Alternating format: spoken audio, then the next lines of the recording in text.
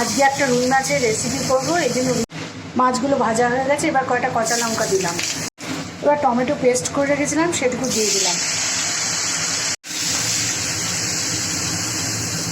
এবার নুন দিয়ে দিলাম, একটু পাঁচফোড়ন দিলাম, একটু সর্ষে গুঁড়ো দিলাম, আমার সমস্ত মশলা গুঁড়ো করা, একটু মৌরির গুঁড়ো দিলাম, 1 চামচ ধনের গুঁড়ো দিলাম, অল্প একটু জিরে দিলাম, আর একটু হলুদ দিলাম।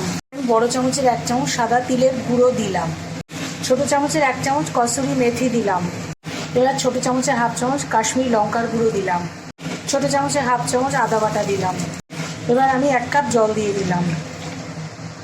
এবার আমি ভাজা মাছগুলো দিয়ে দিলাম।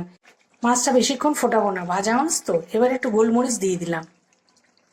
এটাই হলো মেথি আর সাদা তিল দিয়ে মাছের কারি। খেতে দারুণ লাগে, খুব সুন্দর। গরমে ওটা খেতে খুব ভালো লাগে।